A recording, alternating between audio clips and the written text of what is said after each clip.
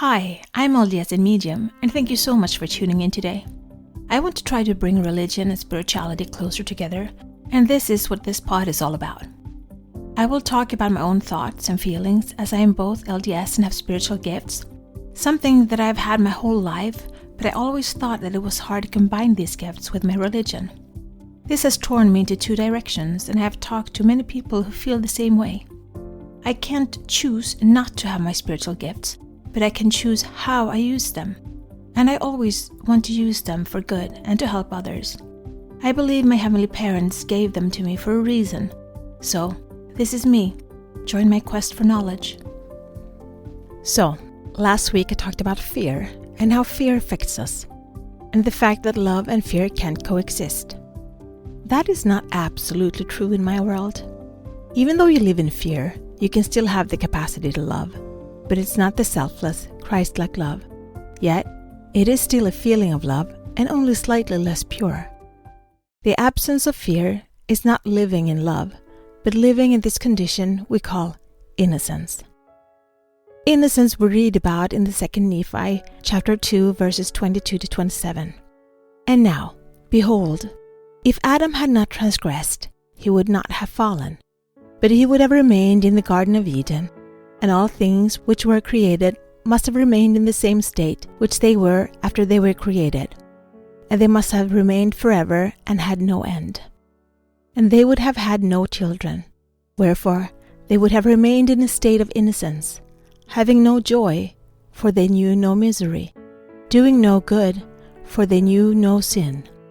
But behold, all things have been done in the wisdom of him who knoweth all things. Adam fell that men might be, and men are that they might have joy. So here in the Book of Mormon it talks about innocence. I've heard about it in different courses I've taken, and it's been talked about in different ways. I was told innocence is what the Holy Grail was to King Arthur and his court. It wasn't the eternal youth, it was the essence of the innocent that Galahad represented. Pure, childlike, without expectations, and in a wondrous state of awe of life. Look at the eyes of a child experiencing things for the first time. The wonder, the curiosity. There, in that state, fear does not exist. Innocence can become the word in no sense. It can mean to not be in any sense, like sight, smell, touch, hearing, or taste. Not in one, but maybe all of them at the same time. It can also mean in no sense, like being in a state without a fixed state of experiencing. No judgment, just pure being in the here and now. That state, I believe, is what God means when He asks us to be like little children. Not to become children, but to remember innocence, to connect to that inside of us.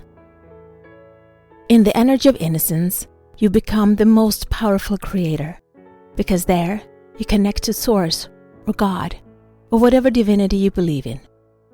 It's what the author gets into when they get into the state of flow, or athletes, or composers. The most beautiful music is composed out of innocence, the best books written, the most beautiful paintings created in a state of innocence. Ideas are created, revelations and personal revelations comes from being in a state of innocence. The feeling of innocence is strong in the temple, just like in the Garden of Eden. The thing is, in innocence you exist, but the duality sort of fades, and you're in a state of just being, and being in the one with inspiration and creation. You can fake it using substances, but you can also learn to find it inside of yourself. I love music. That helps me get into innocence, and for me that is pop, and especially K-pop. But you can find your own way to enter this space. In this space, your senses are heightened, your creativity sparked, and you're open to the flow of inspiration. I love going there, and I have an easy habit of just gliding in there. And I love losing myself in there, where I can create my dream life.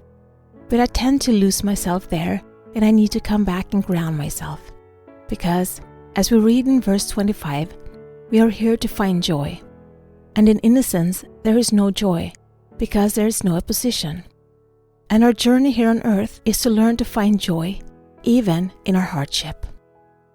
But we have the gift of innocence to use, to tap into, to find strength in, and to find God and the divine within ourselves in it.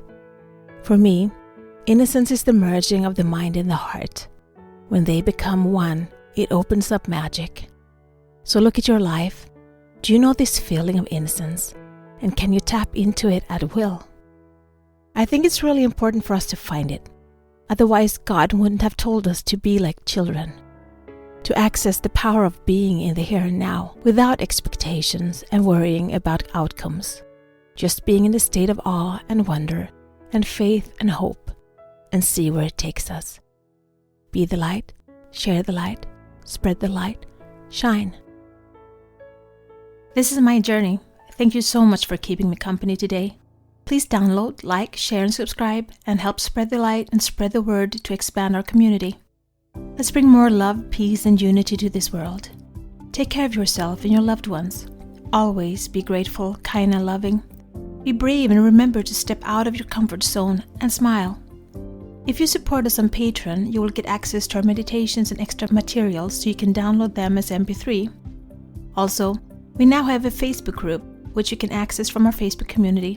Please answer the questions as you apply to participate. It will be a safe haven where we can keep discussing religion and spirituality, our spiritual gifts, and self-development.